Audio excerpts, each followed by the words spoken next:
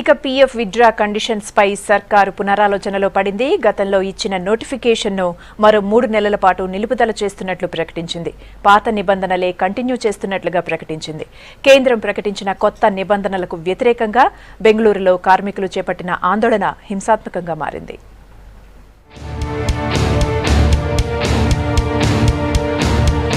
Provident fund విత్డ్రాపై కార్మికులు ఆందోళన చెందొద్దన్నారు కేంద్ర కార్మిక శాఖ మంత్రి బండారు దత్తాత్రేయ. పాత పద్ధతినే కంటిన్యూ చేస్తామన్నారు. ఫిబ్రవరి 10న విడుదల చేసిన నోటిఫికేషన్ను రద్దు చేశామన్నారు. కార్మికులు తమ పీఎఫ్ ఫండ్ను ఎప్పుడైనా విత్డ్రా చేసుకోవచ్చన్నారు.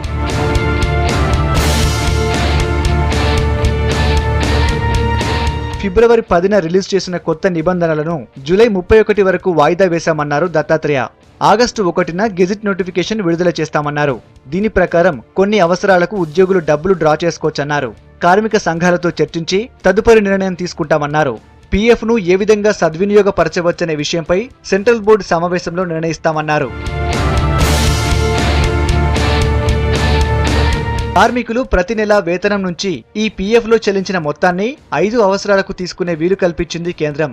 ఇంటి వసతి, పిల్లల చదువు, పిల్లల పెళ్లిళ్లు, వైద్య చికిత్సతో పాటు ఒక సంస్థ నుంచి మరో సంస్థకు బదిలీ అయినప్పుడు ఈ పీఎఫ్ను తీసుకోవచ్చని తెలిపింది.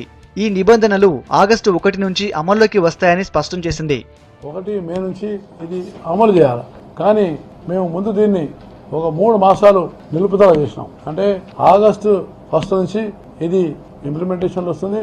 కానీ ఈ లోపల ఈ 3 సంబంధించినటువంటి 6-7% అవుతుందో హౌసింగ్ పర్పస్ లేక ఏదైనా ఆరోగ్య విషయంలో, అలానే వాళ్ళ పిల్లల యొక్క వివాహాల కోసం కూడా మేము వాడుకోవచ్చని అందులో పెడుతున్నాం. అలానే వాళ్ళ పిల్లల యొక్క ఎడ్యుకేషన్, వాళ్ళు ఇక్కడి నుంచి ఇంకేదైనా వేరే ఎస్టాబ్లిష్మెంట్స్ పోయినా అక్కడ కూడా వాళ్ళు స్టేట్ గవర్నమెంట్ తర్వాత సెంట్రల్ గవర్నమెంట్ లో వాళ్ళు కంట్రిబ్యూటరీ మెంబర్ గా కొనసాగించడానికి కూడా వాళ్ళకి ఇచ్చేస్తున్నాం.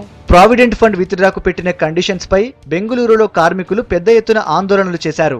2 రోజులుగా జరుగుతున్న ఆందోళనలు కంట్రోల్ తప్పి లాఠీ చార్జ్, టియర్ షెల్స్ ప్రయోగం వరకు వెళ్లింది. పోలీసు వాహనాలకు కార్మికులు నిప్పు పెట్టారు. దేశవ్యాప్తంగా చాలా ప్రాంతాల్లో ఆందోళనలు తీవ్రస్థాయికి చేరడంతో కేంద్రం నిర్ణయాన్ని వెనక్కి తీసుకుంది.